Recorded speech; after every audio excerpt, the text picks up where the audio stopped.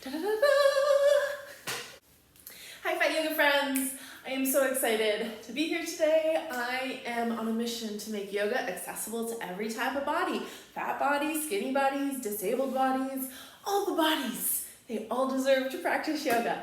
So for today, I want to show you some of the things to make yoga more accessible. So this is a yoga strap. So most yoga straps have like a D-ring at the end of it.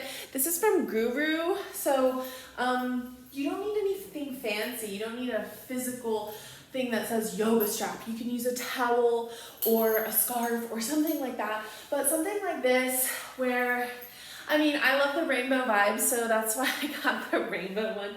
But these ones have D-rings, so you can literally make it whatever you need as far as like a loop somewhere, and then that way you can hook it around your foot and then help yourself into whatever position you need to get into. So love this strap. So that's my first recommendation, is to get a strap, or when you're practicing with me, to have like a dish towel or a regular towel, something like that, to where you can even like do some shoulder stuff. This gets into your shoulders. Straps are just really great for any type of exercise. And then having some sort of blanket. So I like these woven blankets. Like, you can get them in Mexico, or you can even order them online. I mean, it might even say yoga blanket. But something like this is perfect for like when you're sitting on the floor. And here's how you can fold it so that you can use it in a seated position where your hips can be propped up just a little bit more. Notice how even though it's only like an inch or two, sometimes that's all you need to prop up your hips and get into the forward folds and the seated positions more easily. A yoga blanket also comes in handy when you are about to do Shavasana. You could literally drape it over yourself in Shavasana, or you could wrap yourself up with it. So lots and lots of uses for a yoga blanket. You could also use it for a pillow in Shavasana, or maybe even just to hold your head steady when you're laying down. So putting it directly behind your head.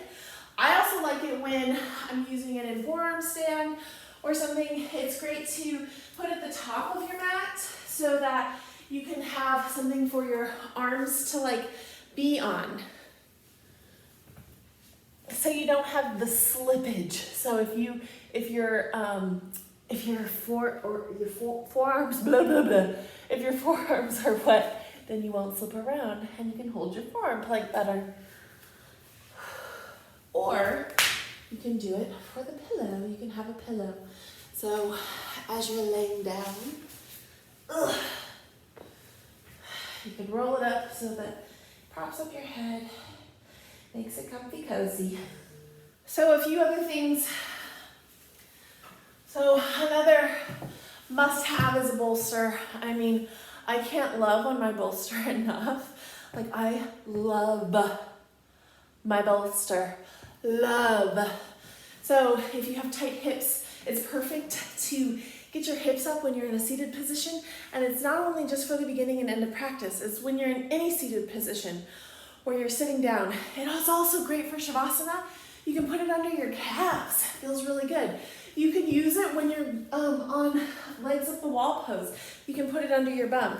You can also prop yourself up when you're doing any type of like back bending stuff. So it is so great. I literally use my bolster every time I'm in a seated pose, but it's also amazing in a pigeon pose. So here I am in a low lunge, and then I just kind of guide my foot all the way over. And when you have your bolster in that way where it's underneath both of your hips, you can feel more supported and get even deeper into the posture. I don't know if I'd be able to get my forearms to the floor if I wasn't being supported in my hips. I might have felt like it was too tight, and then I would have backed out of it. And here I am just showing how it would look if I was doing a pigeon without the bolster. So not supported, and I feel like a lot of tightness in my hips, and I might like I said, might not even go down to my forearms. I might just stay on my hands because my hips are so tight and I don't feel supported. And then I finally go down, but I know that I'm feeling super duper tight and it's just not as comfy cozy. So here I'm showing how it looks when you are in a seated position. I like to do every single seated position with a bolster. So even when you're just seated and breathing, you can notice your chest is more lifted. You can feel the posture a little bit better. And then you can get down into your forward folds even. And look how easily my hips come up because they're already supported. Now, if I don't have a bolster and I'm just doing the position just on the floor, notice how my shoulders might roll forward and my hands, when I'm in my forward fold, I don't get very close. And then I can't even like lean forward to get up. So I have to turn my leg and then help myself all the way up. Makes it difficult. Here's another way you can use it, maybe a non-traditional way. Don't know why I'm using socks right here, but to get under the bolster when you doing legs up the wall pose. It's a helpful supported posture. So if you're up next to a wall, you can really get deep and do whatever it is, the inversion that you're looking to do a little more easily with the bolster. Okay, so I've talked about a lot of different things and how you can use them.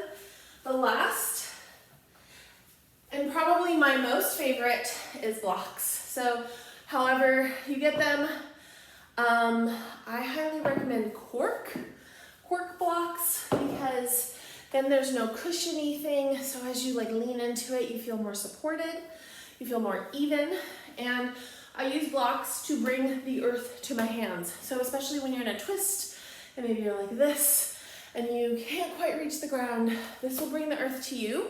It brings you more in alignment and you can push into it and feel the stretch in the muscles more deeply. Let me show you.